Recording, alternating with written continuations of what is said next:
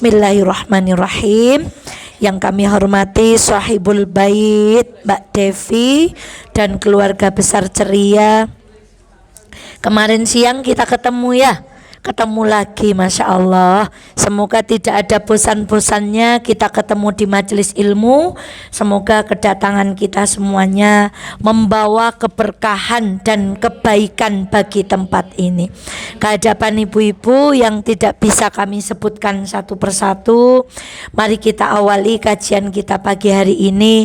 Assalamualaikum warahmatullahi wabarakatuh. Insyaallah. Alhamdulillahi rabbil alamin. Alhamdulillahilladzi la ya'til hasanata illa minhu. Asyhadu an la ilaha illallah wa asyhadu anna Muhammadan abduhu wa rasuluh. Allahumma salli ala Muhammad wa ali Muhammad kama sallaita ala Ibrahim wa ali Ibrahim innaka Hamidum Majid. Alhamdulillahirabbil alamin. Mari kita senantiasa bersyukur kepada Allah. Tadi malam saya ngelelir jam 2. Dikawa merem ka ora bisa. Jujur saya membaca buku ini insyaallah satu bab lagi selesai. Apa yang saya dapatkan dari buku tulisan Dr. Aisyah Dahlan ini, intinya orang hidup itu banyak-banyak syukur, mengucapkan kata-kata positif. Kalau mendapatkan sesuatu yang negatif, bilang segera astaghfirullahaladzim. Pagi ini saya mulai, Bu. Selama ini saya kalau ngaca tuh dan S2 temen yang fleke kelihatan gitu, terus gigiku juga ompong.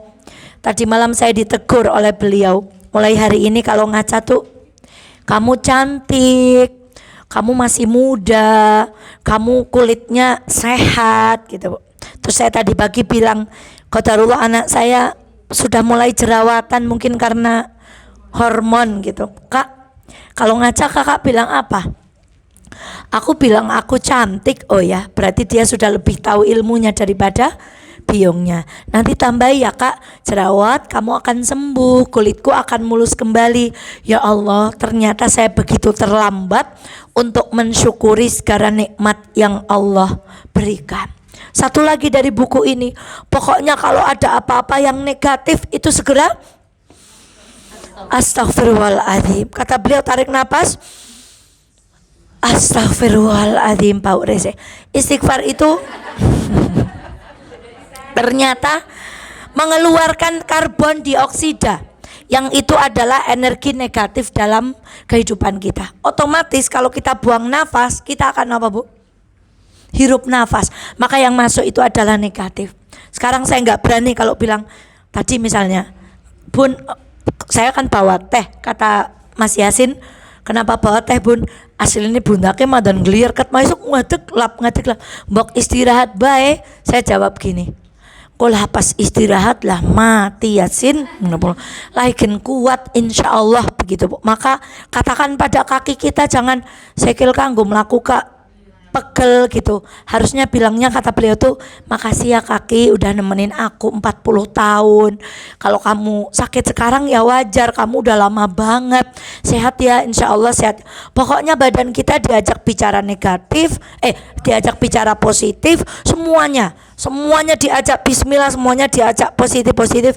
Intinya buku itu adalah ini, banyak-banyak alhamdulillah sama banyak-banyak astaghfirullahaladzim. Jadi saya coba kemarin belum sampai bab yang ngaca kamu cantik gitu, belum. Baru yang pokoknya kalau ada apa-apa astaghfirullah. Ternyata tuh powernya tuh gede banget, Bu. Jadi Allah itu mengajak kita berzikir itu memang khasiatnya itu luar biasa. Maka semoga duduk kita pagi hari ini tergolong dalam zikir, kita diberikan kebahagiaan Allah. Dan satu sebagai pembuka, kalimat alhamdulillah itu adalah magnet, Bu. Kalau magnet itu hawanya apa? Nyedot. Apa yang disedot dari kalimat alhamdulillah? Sesuatu yang baik. Tapi begitu kita mengeluh, itu seperti mengusir gitu. Jadi kalau kita bilang kaki segel ka pegel temen, maka terjadi betul itu adalah pegel dan pegel akan mengundang lainnya. Satu lagi kata beliau, kalau buka duit isinya cuma 50.000, jangan lah nggak ada 50.000, tapi jangan, tapi alhamdulillah insya Allah uang 50.000 ini sedang menunggu teman-temannya, Bu. Ya Allah, saya dapat ilmu banyak banget. Terus tadi kan lewat Kodarwa mobil angkut kami satu di bengkel, terus sopir kami bilang, "Bun, kue wis entek semene." Saya sederhana jawab, "Lah kue ya wang sinawang." Ya, Bu. Jajal kue motor kak entek semono gitu, Bu. Padahal wong nek nyawang wong duwe motor seneng temen ya, wong kalunga-lunga ora tau kudanan montore bilang kue ngeragi kayak kue jal prige. Terus saya bilang gini, kue montore dewek cilik jajar nek montore Mas Cebong itu, Bu, yang trailer gede itu kalau turun mesin kira-kira berapa, Bu? Terus saya bilang lagi, ke gurune Khalifa wingi gulu olahraga, Bu, di Al Askia, kecelakaan di Temanggung ya Mbak Dewi. Ya Allah, Iya, kebaikan karena bawa kecelakaan malah dirinya sendiri kecelakaan dan informasi 2 tulang kakinya patah, padahal beliau adalah guru olahraga. Artinya masa depannya apa, Bu? Lalu saya syukur lagi, alhamdulillah sing mudhun mesin ukur montore wonge egen sehat waras selamat. Tuh kan, Bu, enak banget kalau semuanya itu dibawa bersyukur. Maka wassallallahu ala nabiyina Muhammad, semoga dengan kita duduk bersama-sama di majelis ilmu kelak kita mendapatkan pertolongan Allah melalui syafaat baginda Muhammad sallallahu alaihi wasallam. Baik ibu-ibu, kita akan, ini kemarin sudah nggih, hari ini kita akan belajar mengenal kota Mekah dan Madinah. Jangan pernah suudzon kepada Allah. Jangan pernah suudzon kepada Allah. Saya baca buku ini tuh kayak ditampar-tampar gitu. Betapa seringnya selama ini kita itu memunculkan kalimat dari diri kita sendiri dan itu menghalangi nikmat itu datang kepada kita semua. Contoh, lah nyong tangeh lamun bisa tekan Mekah Madinah. Itu kalimat yang dengan sendirinya membentengi kita dari kesempatan untuk kita bisa pergi ke Mekah dan Madinah. Maka mulai hari ini, Bu, kalau saya ngaji pas di pinggir-pinggir gitu, Bu Nyai pripun leng donga Mekah Madinah, saya jawab dengan lagu, Bu. Ya Allah, kula nyuwun, ngeten, Bu. Masya Allah, ziarah Makkah Madinah, ya Allah kula nyuwun ziarah Makkah Madinah. Niku nek diulangi bahasa Arab mboten nyantel. Nek kesepuan diwarai gemrenggeng kados niku lisannya jadi optimis, Bu. Kula nyuwun ziarah Mekah dan Madinah. Kenapa kita harus tahu? Kemarin saya sampaikan, Ibu tahu nasyid ya tarim tahu, Bu? Itu adalah memuji kota apa? Tarim. Tarim itu ada di Yaman, yang di sana banyak sekali habib-habib yang sering kalau datang ke Indonesia itu, Masya Allah, masyarakat Indonesia itu luar biasa. Kalau kita tidak menyadari dan memilah-milah dengan ilmu, nanti kita lupa terhadap kemuliaan 2 kota suci ini, Bu. Orang berpindah menghormati kota Tarim, lupa gak mau mendalami betapa istimewanya kota Makkah dan Madinah. Sejarah agama kita berasal dari sana. Maka kita harus tahu. Kemudian kenapa kita harus belajar supaya kita mengenali lingkungan ketika Ibu haji dan umroh, baik itu hotel, pasar, kehidupan umum, enggak apa-apa. Alhamdulillah kita tandane irunge dewek egen sehat, nek pilek ya orang mampu ya. Ini bawah yang ini goreng rese. Ya enggak apa-apa, malahane alhamdulillah berarti irunge ke sehat gitu. Kunjung sini ya. Engko tak WA-ne dokter ya. Lah ustazah Eva ngaji bang goreng rese kur ambune tok ngono kok tak WA-ne kok, masyaallah. Jamaah mengenali dan memahami 2 haramain. Bagaimana mungkin kita tidak mengenal 2 masjid yang pahala sholat di dalamnya paling tinggi di antara masjid di muka bumi ini. Kemudian yang ketiganya adalah Masjidil Aqsa. Herannya sekarang orang lebih berbondong-bondong bercita-cita pergi ke Turki daripada pergi ke Masjidil Aqsa. Orang lebih bercita-cita ingin wisata ke Eropa daripada mengunjungi Masjidil Aqsa. Padahal jelas dalam hadis tidak ada kesengajaan yang diberkahi itu kecuali kita menyengaja mengunjungi 3 masjid yang ada di muka bumi. 1 Masjidil Haram, 2 Masjid Nabawi, 3 Masjidil Aqsa. Kita ke kota Madinah dulu. Nabi berdoa untuk kebaikan kota Madinah. Ada keutamaan meninggal di Madinah. Tapi saya pernah tanya jamaah haji dan umroh, sinten sing tindak haji dan umroh pengen sedo teng Madinah? Saya belum pernah nemu orang napa Bu? Ngacung. Pada dasarnya kita semuanya takut pada napa Bu? Kasih diiming-imingi meninggal di Madinah itu keutamaan, kita tetap takut. Dan betapa kita cinta kepada dunia dan keluarga kita, pengen balik lagi karena di rumah masih ada keluarga. Gak ada jamaah umrah Bu, boten pengen jenengan, boten ajeng wangsul mawon. Bapak Ibu boten pengen sing dateng Madinah, boten ajeng wangsul mawon. Sahabat Umar berharap meninggal di kota Madinah. Ini karena tingkat keimanannya luar biasa tinggi. Masya Allah. Kurmanya mempunyai keutamaan. Harus yakin. Yakin. Debu Madinah menyembuhkan. Tapi ini hati-hati, nanti ke Madinah malah pulang oleh-olehnya debu. Nah ini hati-hati. Kemarin kita belajar kesyirikan ya. Dajjal tidak bisa masuk kota. Artinya ketika kita ke Madinah itu aman Bu.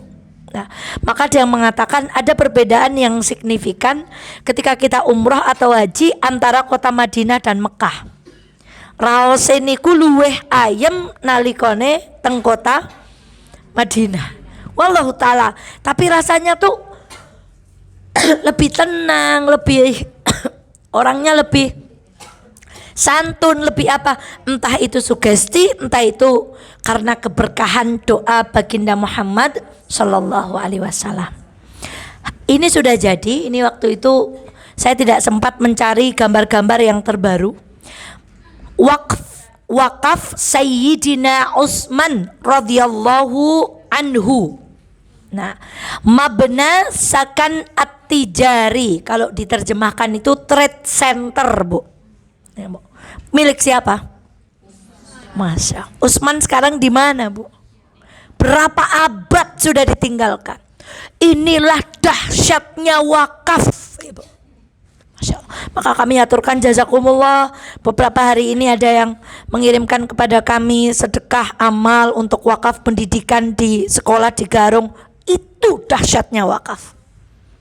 Sudah lama Utsman bin Affan meninggalkan, berawal dari memberi sumur.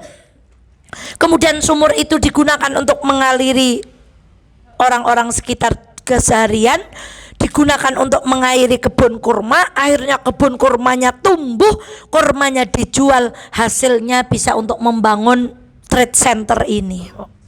Jadi satu-satunya sahabat yang masih memiliki nomor rekening dan rekening itu terus tumbuh, itu adalah siapa? Utsman bin Affan.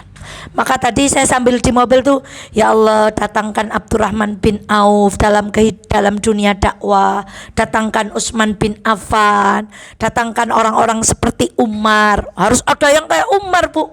Kalau lembek semua santun Bu, harus ada yang kayak Umar. Harus ada yang bijaksana seperti Abu Bakar. Harus ada yang berjihad seperti Bilal walaupun dengan suaranya Bu. Masya Allah, ini dahsyatnya wakaf. Dan ini mungkin Ibu sering dengar. Ini juga wakaf. Wakaf Habib Al-Asya Bu. Saya bacanya Al-Asya atau Al-Asyi Bu. Wakaf dana abadi dari orang Aceh, tapi ini di Mekah. Kalau tadi di Madinah. Jadi dulu ada Habib namanya Habib Buja. Ibu mengumpulkan uang dari penduduk Aceh. Uang ini dibawa ke Mekah, dibelikanlah tanah di pelataran Masjidil Haram. Terjadilah perluasan-perluasan sehingga tanah yang sudah dibeli di ring 1 itu tergusur karena perluasan, diganti dengan harga yang tinggi oleh pemerintah Saudi Arabia. Maka dipindah, jadi membeli gedung yang lain di ring berikutnya, karena ring pertama menjadi ring peluasan. Jadi hari ini kalau ada jamaah haji asal Aceh, itu pada hari-hari tertentu dikumpulkan, disangoni hasil dari wakaf Habib Bujang itu, Bu. Sampai hari ini jamaah haji dari Mekah, itu dahsyatnya wakaf, Bu. Yang hari ini tuh nggak menikmati, nggak ikut berjuang, tapi menikmati. Makanya yakin aja, Bu, ngaji kayak gini nih, mungkin kita nggak ngerasain nikmatnya. Rumah tangga ya tetap diuji, Ibu. Kemudian ekonomi mungkin tetap diuji, kesehatan mungkin tetap diuji, tapi yakinlah setiap perbuatan baik itu tidak semua imbalnya itu, imbal baliknya itu jatuh pada diri kita. Mungkin kelak anak cucu kita yang akan menikmati. Bahkan hari ini kita bisa seperti ini, bisa jadi bukan karena doa-doa kita, Bu, tetapi karena kebaikan-kebaikan yang pernah nenek, buyut, kakek kita lakukan, sehingga kita menikmati kesehatan dan keindahan hidup kita. Maka dua cerita ini ayo menjadi semangat untuk kita berwakaf, apapun bentuknya, Bu. Ada wakaf produktif, wakaf uang, wakaf benda dan seterusnya. Yang intinya bahasa lainnya itu adalah ayo senang-senang memberi. Dan saya yakin masing-masing ibu di ruangan ini sudah punya plot masing-masing untuk memberi. Ada orang tahu ya syiar, nggak ada yang tahu ya Allah Maha tahu. Tapi Ustazah Eva yakin banget ibu-ibu sudah ada plot masing-masing untuk bersedekah dalam rangka kita sedang membangun pondasi-pondasi kebaikan untuk anak turun kita kelak.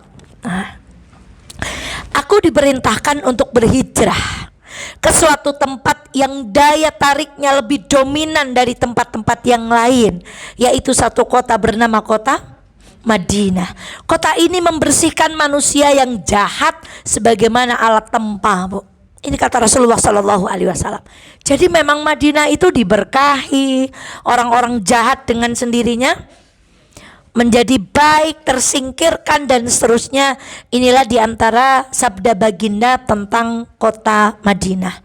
Dan kalau kita sambung dengan kajian 77 kemarin, wa wajadaka dhallan fahada. Tadinya Nabi nggak tahu kemana mau hijrah, Allah memberikan petunjuk dengan diberitahu hijrahnya ke kota mana? Ke kota Madinah. Nah, ini tanah haram.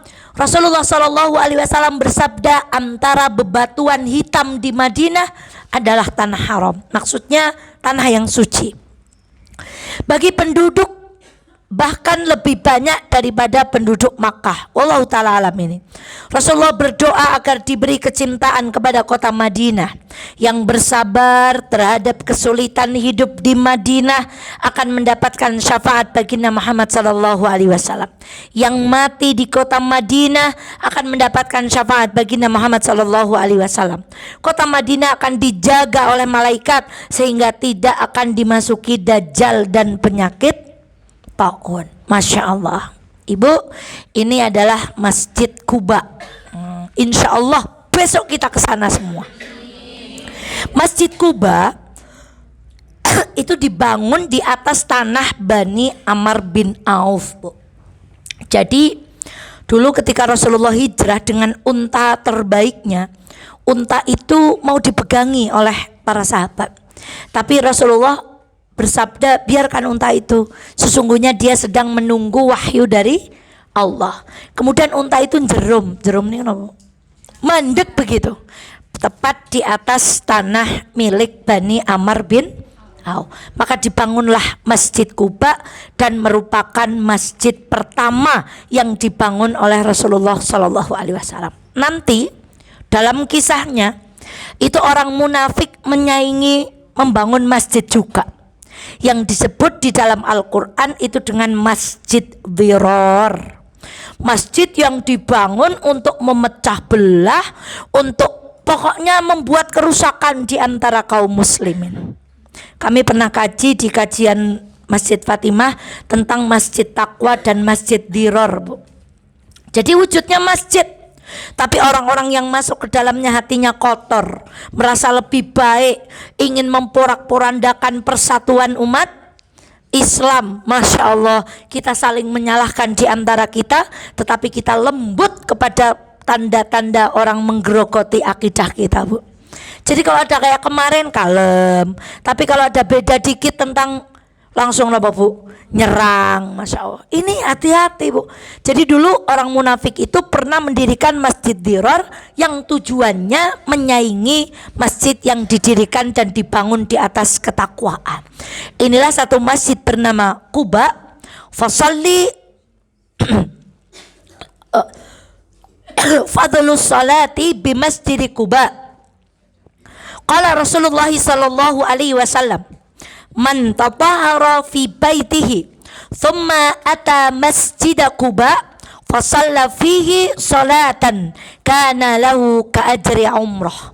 Sesiapa yang bersuci di dalam rumahnya, kemudian dia berjalan mendatangi Masjid Quba, kemudian dia sholat di dalamnya dengan satu sholat, maksudnya sholat 2 rakaat gitu ya, dengan satu paket sholat, kana lahu ka ajri umrah, dia mendapatkan pahala seperti pahala.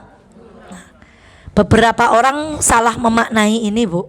Jadi jarang ke Masjidil Haram, jarang ke Masjid Nabawi, tapi bolak-balik ke Masjid Quba. Kenapa?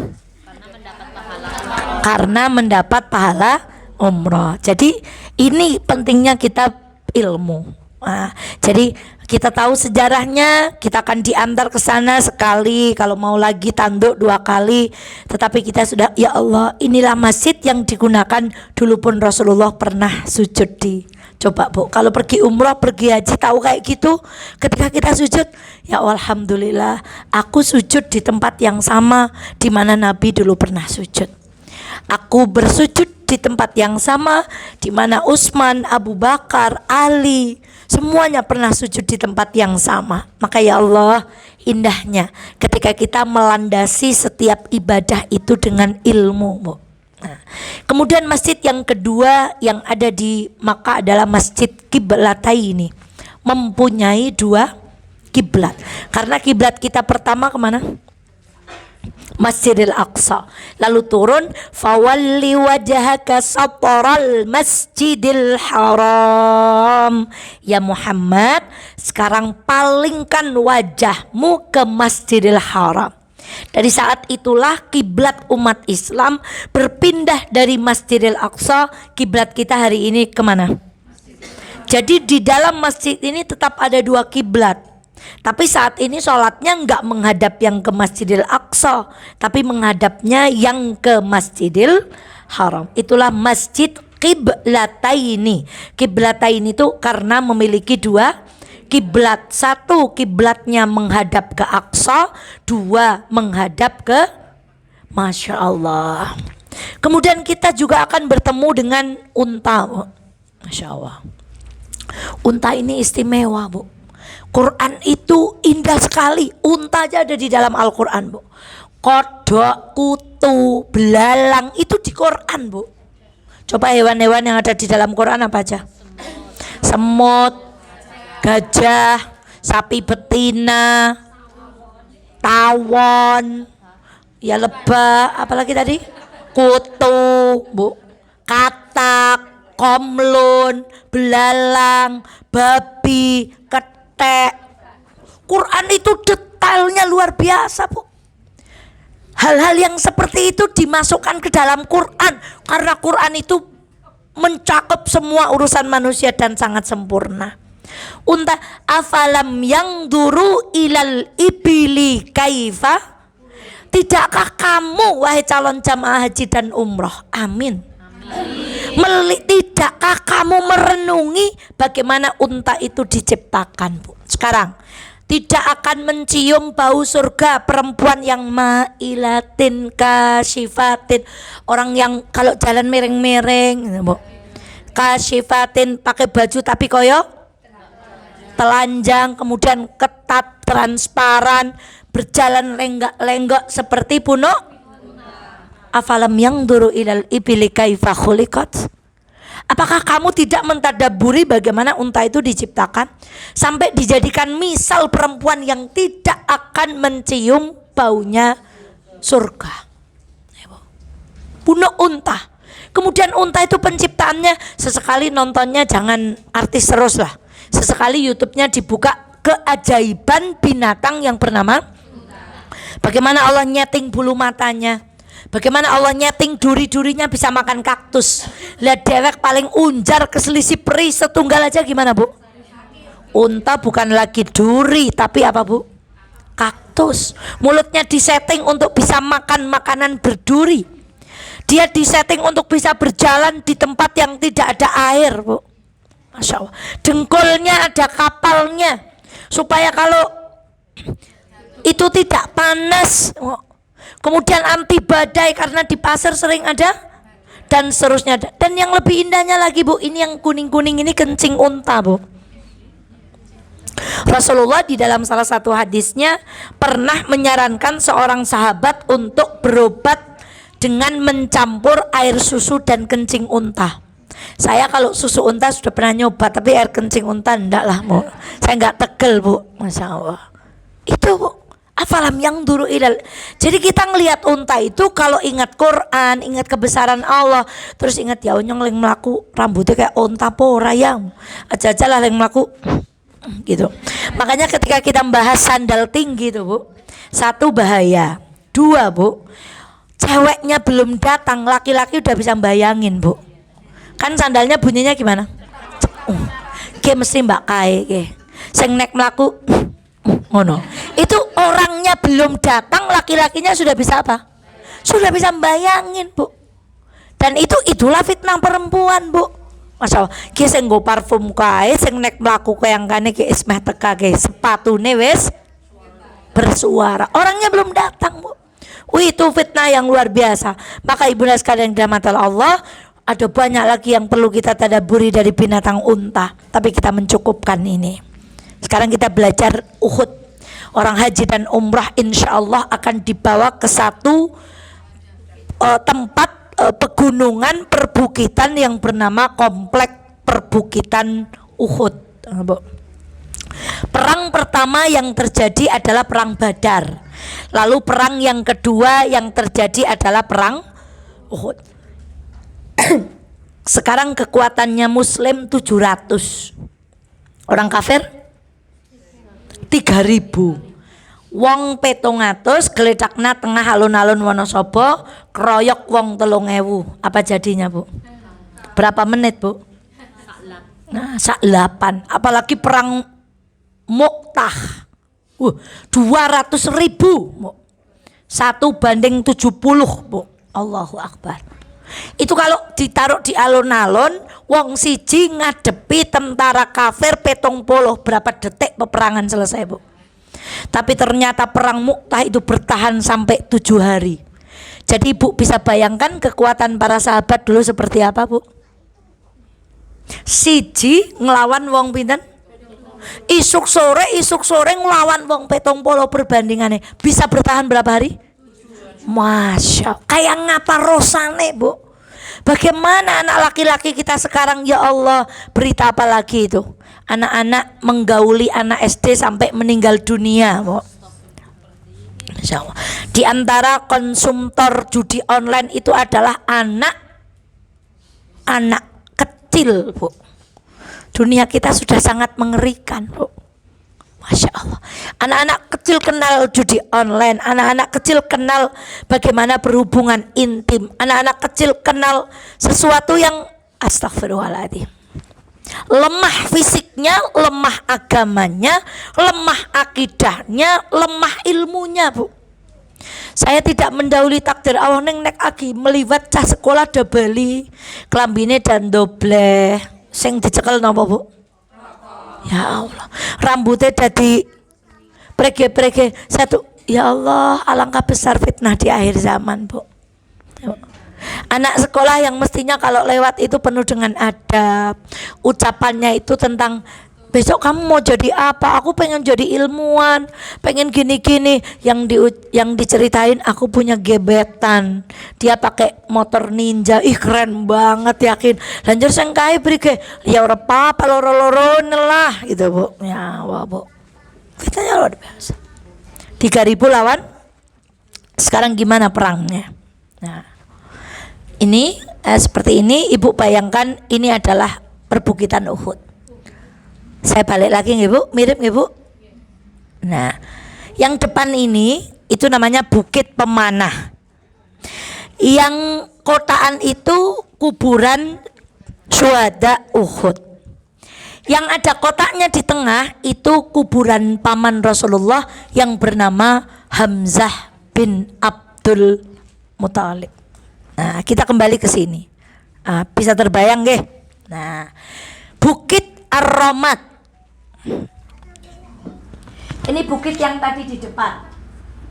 Berarti kuburannya di sini, nggih. Nah, ini Bukit Uhud, ini Bukit Ar-Ramat. Nah, di mana Rasulullah meletakkan pasukan Muslim adalah titik-titik yang berwarna hijau itu. Di mana pasukan kafir yang dipimpin oleh Khalid bin Walid adalah kotak-kotak yang berwarna coklat kehitaman itu.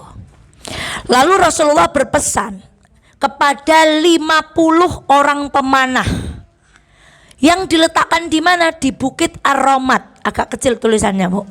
Bukit pemanah yang tadi Ustaz Eva tunjuk. Jangan turun apapun yang terjadi. Walaupun aku kenapa-napa, pokok ojo medun, tetap di situ sampai peperangan Bu? Selesai. Maka dia menjaga. Apa fungsinya pemanah dari situ? Pasukan kafir nggak bisa nyerang dari belakang. Karena kalau nyerang dari belakang langsung diarahkan Bu? Panah. Nggak bisa mereka menerobos. Kalau nyerang yang sak ke depan, pasukan hijau ini dilindungi oleh pasukan. Jadi Rasulullah itu strategi perangnya tuh luar biasa Bu. Nah, perang yang hijau dengan yang hitam itu deng deng deng deng deng deng deng deng, menang orang Islam.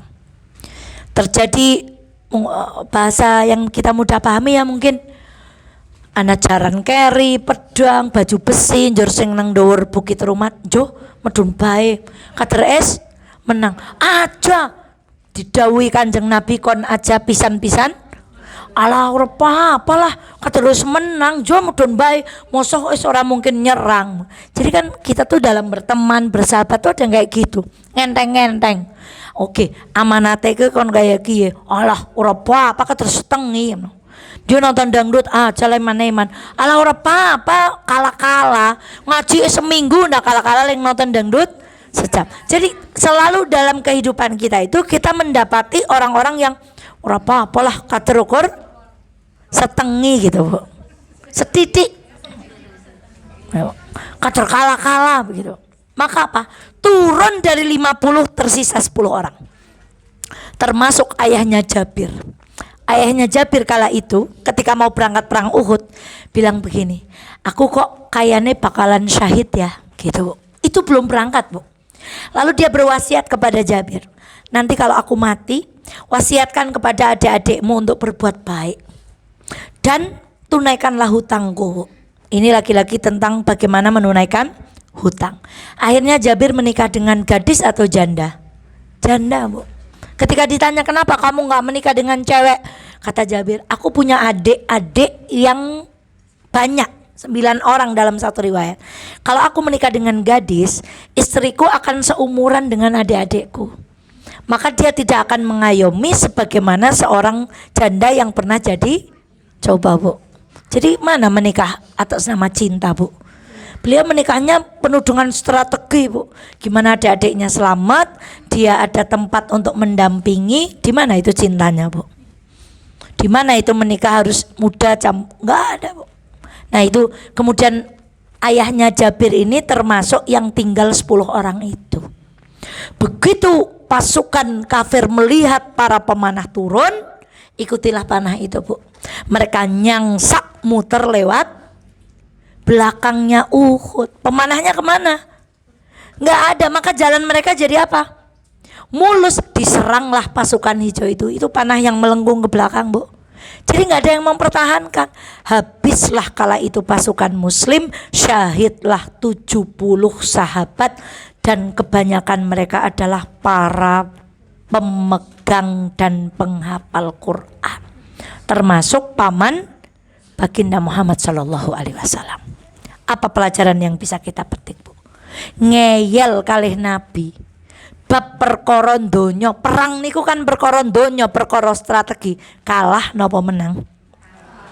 Lah jamane kadhewe karep keminter nglakoni ibadah sing boten dituntunaken Nabi. Wis mesti boten ketampa karo Gusti Allah. Lah wong perkara donya aja kita kalah, Bu. Maka inilah pelajaran yang bisa kita ambil ketika ibu bapak kelak diantarkan ke perang Uhud. Dadi wong sing manut karo Nabi. Nek ora manut uripe ora bakalane kepenak. Nah, setelah ada gambaran ini kita bayangkan, Bu.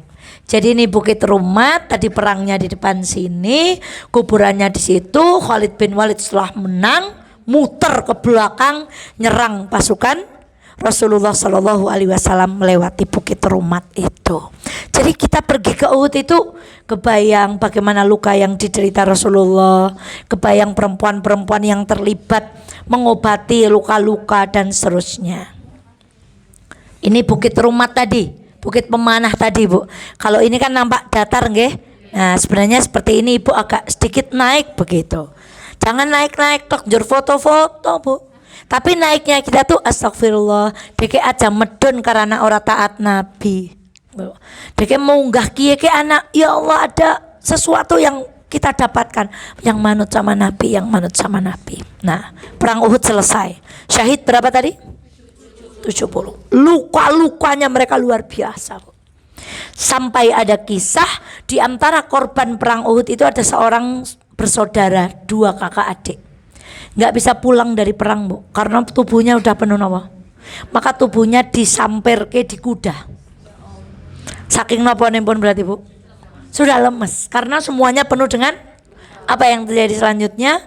Malam harinya menjelang pagi Rasulullah mendapatkan wahyu untuk kembali berperang. Perang itu namanya perang Hamraul Asad. Kemarin baru pulang, paginya langsung dapat wahyu untuk apa? Bagaimana panggilan Rasulullah? Wahai para alumni Uhud, Allah memerintahkan kalian untuk bangkit kembali. Kita akan berjihad dengan perang yang bernama niku wong sing luka nembeduk, Bu. Lukanya baru diapakan? Diobati. Termasuk 2 orang yang tadi diceritakan. Tahukah kita? Tidak ada satupun alumni Uhud yang tidak ikut perang Hamraul Asad.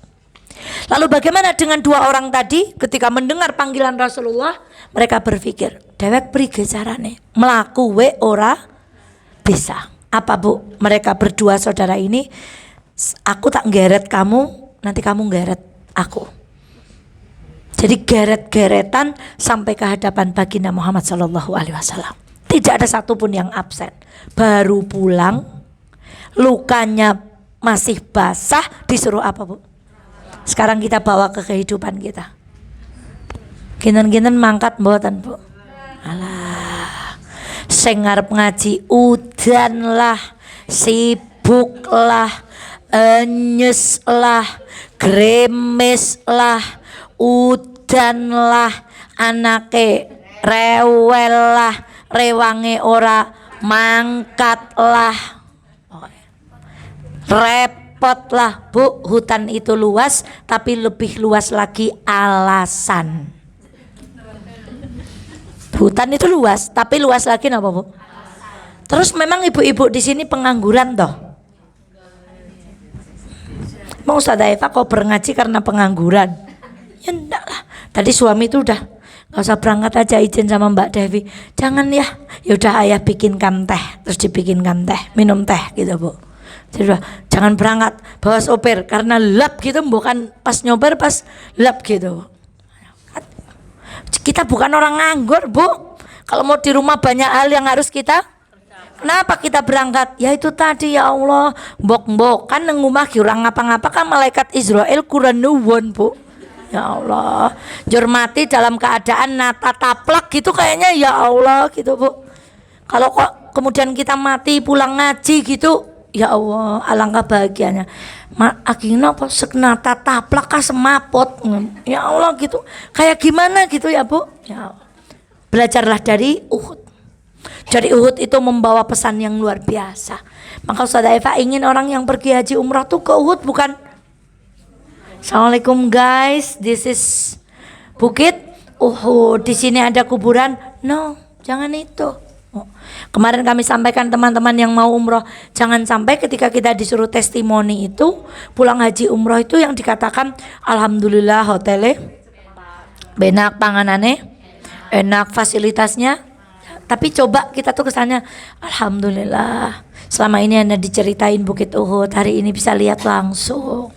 Selama ini kalau sholat di Indonesia tuh wuduknya 1 jam setelah azan, di sini sebelum azan udah alhamdulillah bisa merasakan nikmatnya ibadah. Belajarlah dari Uhud. Jangan balelo sama baginda Muhammad. Jadi ngenyang nek bilet ngaos mboten. Ya ora papa izin ora papa.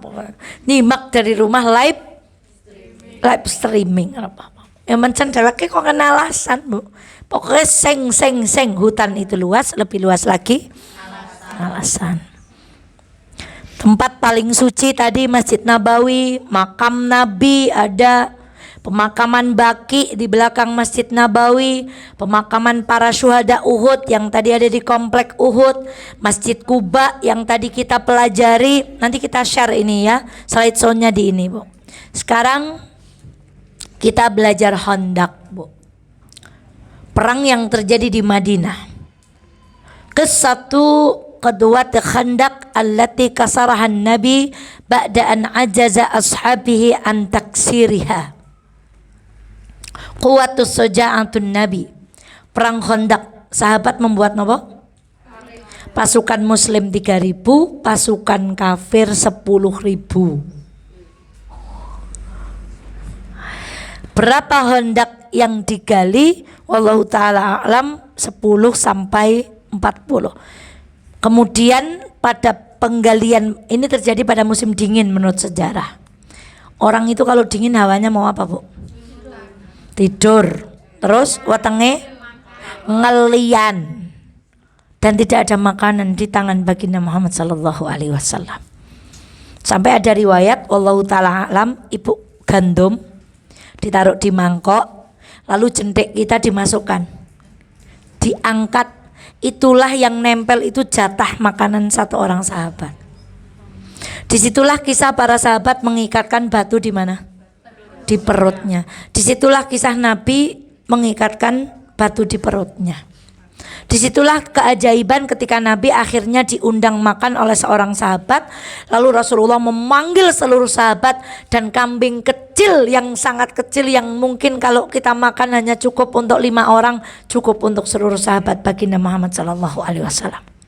Terjadi keajaiban ketika itu sahabat mendapati batu. Batu ini sulit sekali dihancurkan. Kemudian Rasulullah datang. Rasulullah membaca basmalah. Bismillahirrahmanirrahim. Terdengar datang wahyu dari Allah, engkau akan menaklukkan bumi Syams. Dipukul lagi oleh Rasulullah. Terdengar lagi wahyu, selanjutnya Persia akan ditaklukkan. Dipukul lagi oleh Nabi yang ketiga, datang wahyu, selanjutnya daerah Yaman akan ditaklukkan. Dan ini semua sudah menjadi kenyataan. Hari ini kita dikunjungi Paus, besok kita kunjungan balik. Tapi ngapain ke Roma Bu? Menaklukkan Roma. Siapa penakluknya? Anak cucu kita. Maka hari ini kita harus jadi perempuan yang layak melahirkan anak cucu penakluk Roma. Lihat kalau solihah ya. Nanti anaknya juga ikut begini-begini Bu. Ya kalau begini-begini gimana mau naklukin Roma? Maka ayo kita duduk di majelis ilmu, beribadah yang baik, jadi istri yang baik, supaya anak-anak kita tidak malu menyebutkan siapa nama ibunya. Jenengan si putrane sinten? Hilung rien ibu kula nek ngaos teng ceria ke sareng lho kadose kalian jenengan mbah ngaten mau. Karena kita sudah tua, yang cerita itu adalah Jadikan kisah kehidupan kita itu layak diceritakan oleh anak turun kita kelak, Bu. Masya Allah. Ini tentang perang Khandaq. Jadi nanti oleh travel akan dibawa. Nah, Bu. Nah, itu luas Khandaq yang digali, Bu. Nah, kemudian bukit-bukit yang berwarna hitam itu dan yang berwarna ini, Bu, qadarullah, Allah itu menciptakan bebatuan itu tidak bisa dinaiki oleh kaki unta, Bu. Jadi kenapa Rasulullah hanya membuat itu? Kami mendengar keterangan karena walaupun di sini tidak digali bukit, unta nggak bisa naik. Cara jawane ke lunyu, Bu. Sikilnya unta tidak bisa. Itulah kebesaran Allah, Bu. Dan ini perang yang membuat Islam berjaya kala itu. Berapa lawan berapa tadi, Bu? Siki wong Islam jumlahe akeh, kalah karo wong siji. Kalah kalih. Alah ya Allah. Kemarin di Gontor ada anak Palestina datang, Bu. Dia anak Gontor itu bikin tebak-tebakan. Binatang apa yang paling hina yang diawali dengan huruf B gitu, Bu. Santrinya diem semua. Apa ya? Tapi bahasa Arab. Babi bukan bahasa Arab, bahasa Arabnya khinzir. Ternyata itu yang di Israel itu, Bu. Iya, Bu. Jadi anak kecil itu bikin tebak-tebakan. Binatang apa yang diawali dengan huruf B yang paling hina di muka bumi, Bu. Masya Allah. Dan seterusnya. Ya, Masjid Nabawi. Jadi ada manasik kalau di KBIH kami itu ada bahasa Arab. Tapi sebenarnya bahasa Arab sih nggak gitu-gitu kepake di sana karena petunjuk itu sudah dimuat di dalam. Tapi ada begini, Bu. Miskin man lam ya'riful injilisiyah. Miskin itu bukan nggak punya apa-apa. Orang Arab kalau bilang miskin itu sakno, mesake, melas temen wong ora teng bahasa Inggris. Nek ana wong Inggris ngomong ora mudeng. Ning luweh melas maning wong Islam sing ora teng bahasa Arab. Nek ora teng bahasa Inggris ukur ora mudeng omongane wong, nek ora teng bahasa Arab ora mudeng firmannya Allah. Ngenes sih, Bu. Ya usah ayo melasi dewek-dewek niki, Bu. Maka ayo, kalau ibu ndak bisa bahasa Arab, anak-anak ibu, putra-putri ibu, cucu-cucu ibu disekolahkan di tempat yang kelak mereka paham bahasa Arab. Jadi mereka bisa memahami kalam Robnya. Kita masuk ke Raudhah. Menurut informasi sekarang itu karpetnya juga hijau. Ini nggak tahu karena ini adalah wilayahnya laki-laki. Yang ini namanya mihrab, yang itu namanya mimbar. Nah, di mimbar itulah terjadi kisah ketika Rasulullah naik mimbar bilang amin. Rasulullah naik lagi bilang apa? Amin. Naik yang ketiga bilang apa? Lalu Rasulullah ditanya, nggak ada yang doa Nabi? Kenapa Nabi bilang amin? Ternyata tadi malaikat Jibril datang. Kemudian malaikat Jibril mendoakan umat Islam, aku yang mengaminkan. Apa doanya malaikat Jibril yang pertama? Cilaka, cilaka, cilaka wong sing menangi Ramadan ning metu kang Ramadan ora dingapurani Gusti Allah. Yang amin kata Rasulullah begitu. Kemudian yang kedua, cilaka, cilaka, cilaka wong sing wong tuane tesih urip ka ora bisa mlebu swarga lewat pintu orang tua. Rasulullah bilang amin lagi. Cilaka, cilaka, cilaka orang yang apabila namaku disebut tidak mau mengucapkan sholawat, itu dibilang orang pelit. Maka Rasulullah bilang amin. Sing donga malaikat, sing ngamini. Napa mboten serem, Bu? Jadi ketika bapak-bapak lihat mimbar, ya Allah, muka-muka aku bukan termasuk golongan yang tiga itu. Itu tujuannya kita mengerti ini. Kemudian ada beberapa tiang di Raudhah. Jadi ada tiang yang ditandai dengan bulat-bulatan itu.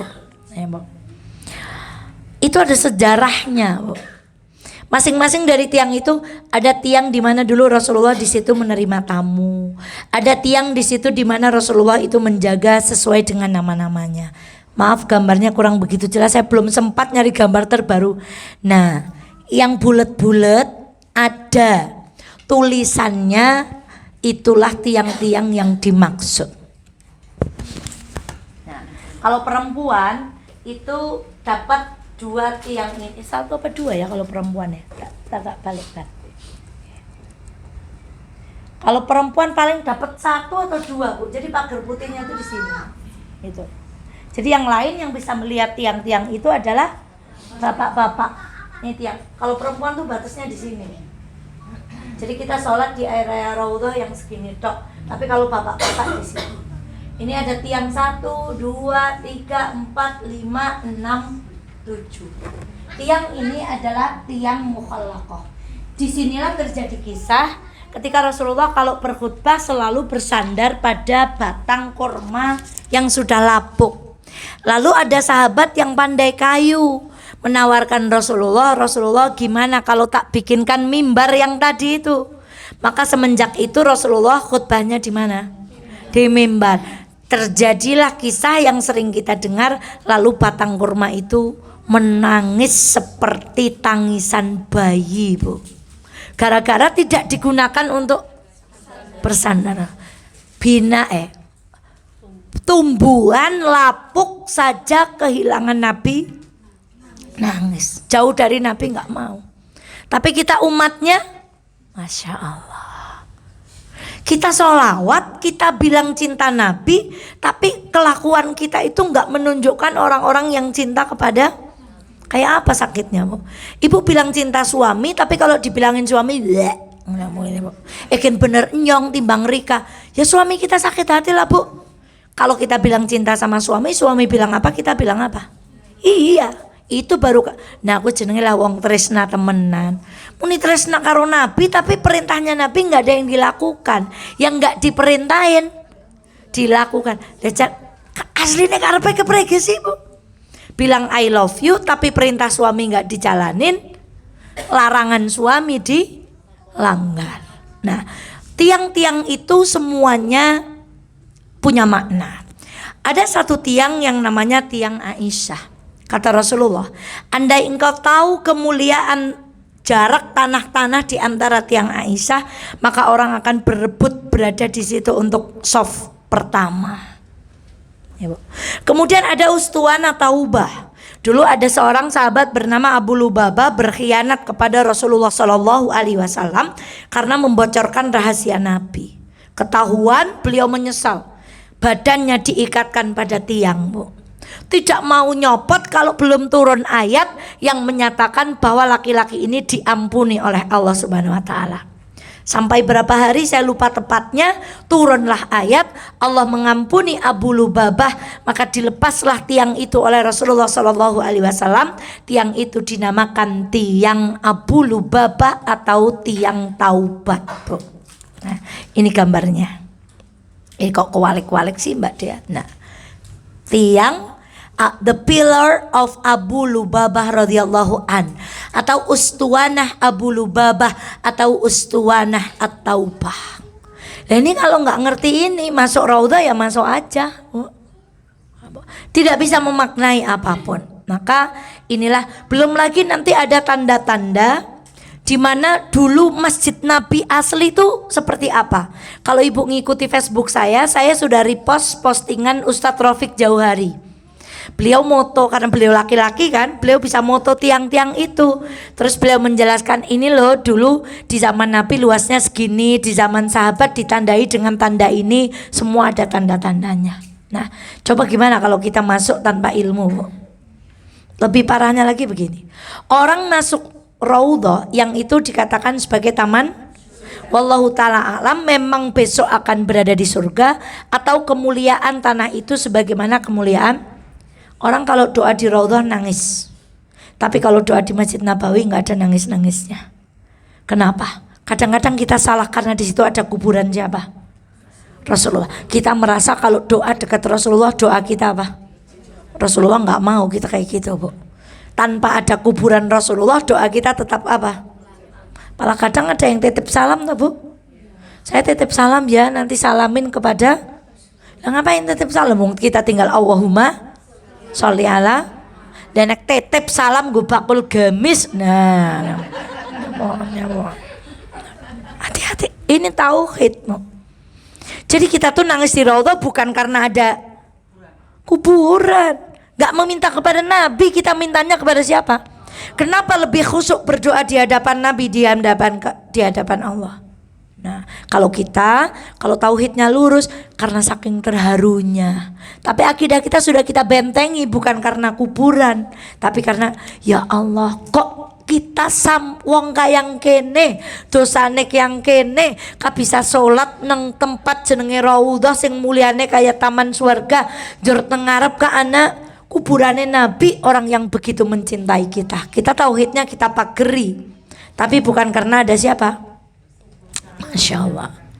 Inilah gambaran hujratus Sayyidah Aisyah, gambaran kamarnya Aisyah. Ini loh rumahnya Nabi. Berapa luasnya masih ingat? 3,5 kali 5. Senopone ibu? Ya Allah. Kan Ustazah Eva sering ceritakan Rasulullah pernah sholat tahajud, pipinya kesenggol kakinya, saking luasnya rumahnya bu. Maka itulah yang menjadi dalil kesenggol suami itu nggak najis, nggak batal. Itu di dalam sholat loh. Kalau batal berarti Rasulullah akan membatalkan apa? Sholatnya. Tapi Rasulullah terus melanjutkan sholatnya. Itu menjadi salah satu dalil ulama-ulama yang mengatakan senggolan dengan suami itu tidak. Jangankan senggolan, Rasulullah pernah mau sholat nyium Aisyah, bukan lagi senggol tapi apa? Cium bu. Masya Allah. Masya Allah, ini bu, setelah meninggal kamar Aisyah tinggal segitu. Wes sempit semono, ganti paro. Suatu malam Aisyah bermimpi melihat 3 rembulan jatuh ke dalam kamarnya. Beliau mengadu kepada ayahnya Abu Bakar, wahai ayahku, aku melihat 3 rembulan jatuh ke dalam rumahku. Kemudian datanglah kematian baginda Muhammad SAW dan Nabi itu dikuburkan di mana tempat beliau meninggal. Maka karena meninggalnya di kamar Aisyah, dikuburkan di situ. Kata Abu Bakar, itulah rembulanmu yang pertama. Ketika ayahnya meninggal, inilah rembulanku yang kedua. Yang ketiga itu tempatnya Aisyah. Tapi kemudian sahabat Umar mengutus seseorang nembung pada Aisyah. Boleh enggak? Kalau tempat yang ketiga itu buat saya, ibu kalau jadi Aisyah bilang gimana?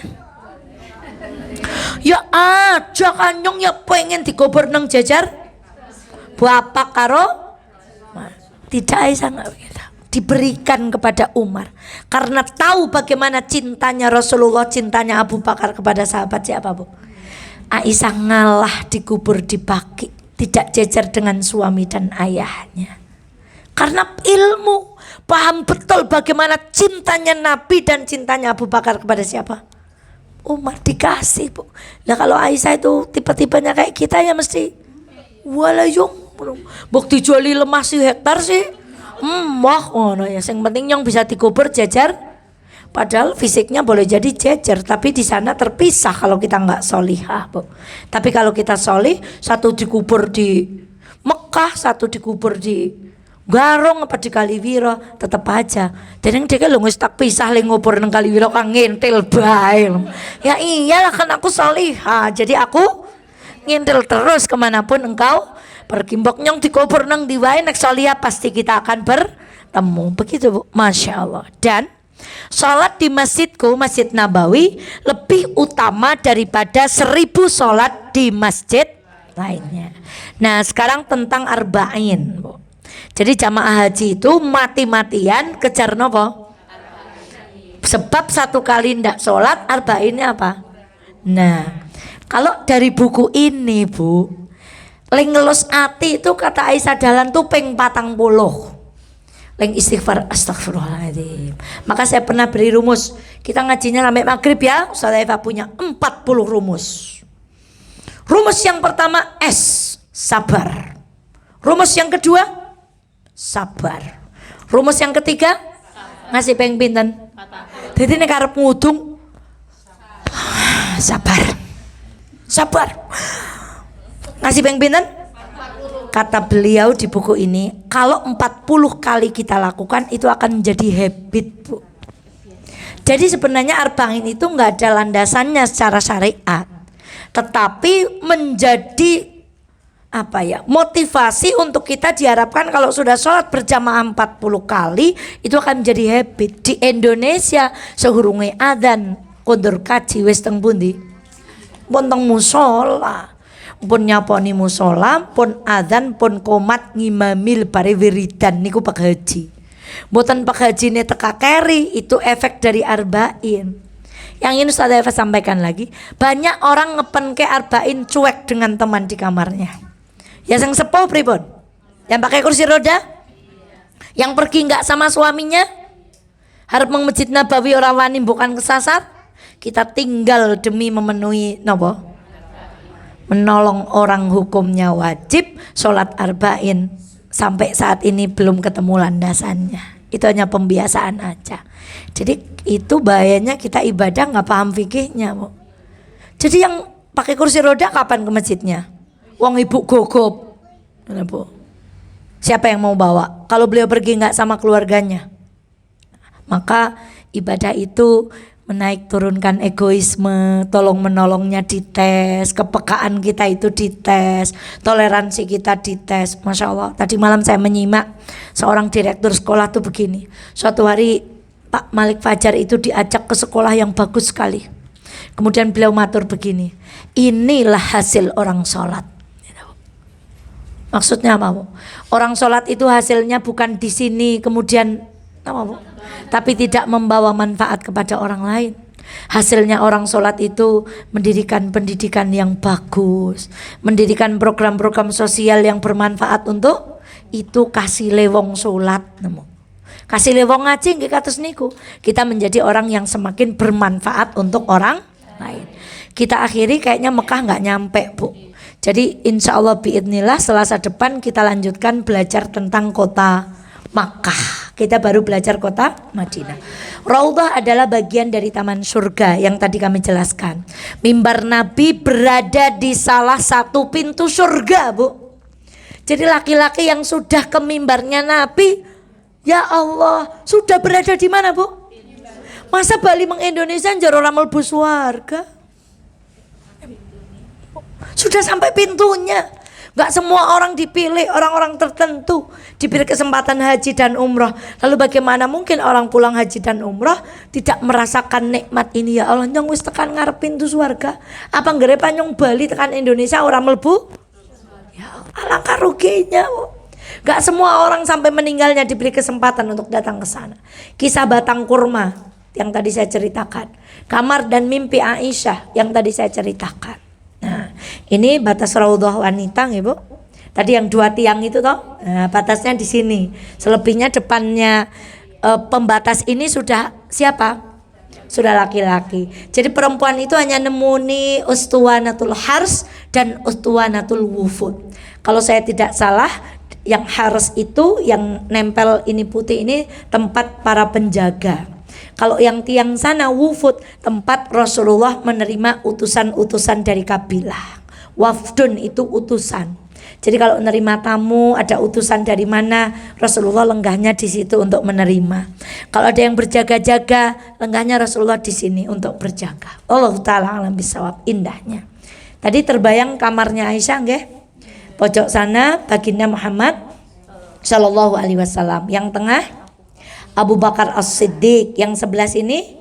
Nah, makanya bapak-bapak, assalamualaikum, sholawat kepada Nabi. Assalamualaikum ya Abu Bakrin, assalamualaikum ya Umar. Kalau Nabi assalamualaikum ya Rasulullah, memberikan salam. Ini yang kemudian disalahpahami titip salam gitu. Kalau titip salam sudah kita bahas di condet ya, Bu. Jadi titip salam itu merupakan amalan yang dicintai oleh Nabi. Jadi kalau kita kok kintu salam nggih, kagem bapak, kalau kita kenal baik nggak apa-apa. Tapi kalau kintu salam buat bapak tujuannya biar dia ting ting ting, itu tidak boleh. Jadi yang boleh itu titip salam kepada orang yang sudah kita kenal karena cinta, karena kedekatan, itu sunnah. Dan orang yang dititipi salam berkewajiban untuk segera menyampaikan salam. Dan yang mendapat salam cepat-cepat jawab. Gimana cara jawabnya, masih ingat? Kalau dititipi salam jenengan, dititipi salam sekalian ustazah. Assalamualaikum. Jawabnya gimana? Ora apa-apa kelalen. Palane ngesuk materi ini tak beleni maning napa? Ya Allah. Kemudian inilah Universitas Islam Madinah.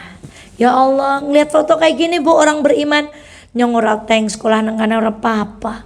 Muga-muga ngemben anak putu. Siki kur duwe pulpen tok, duwe foto tok, duwe brosur tok. Siapa ngerti besok anak putu bisa sekolah di sana belajar tentang agamanya Allah.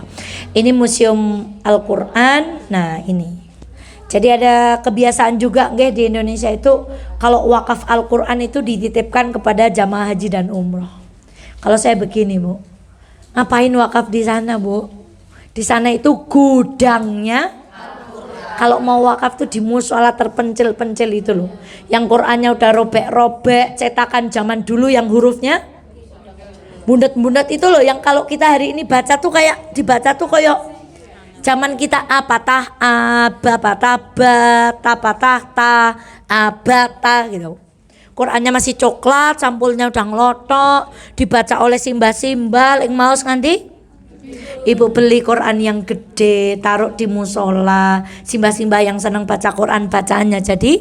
Nah, termasuk saya bilang sama teman-teman yang mengadakan pengajian untuk mengenang kematian itu Bu, jangan nyetak buku Yasin lah, nggak kebaca tenan.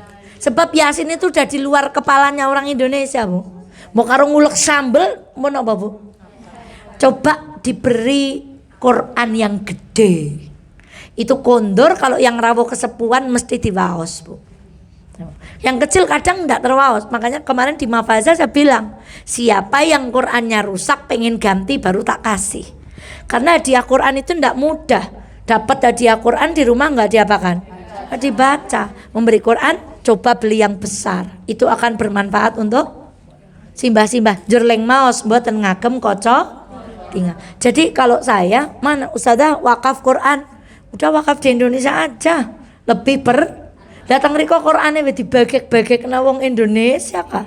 Malah sing kene bawangan. Nah, keprike musolane dhewek malah ora dopeni. Qur'ane wis sewek-sewek. Nah, ini ketika melihat. Nah, jadi demikian ibu-ibu mengenal kota Madinah. Enggak apa-apa ya Allah, dong lembian niku diterangaken sederenge kula. Jane pun tak terangaken ning idahan niki peserta yang diterangkan itu apa? Yang bro Ustazah ngomongnya kecepetan, bro Ustazah kebanteran, bro semandan karo ngantuk, sing paling baku mandan kelalen. Jadi ini yang mantan-mantan ini malah berangkat bareng ini. Kalau sama Teh Ayu, ya Allah kami diberi nikmat.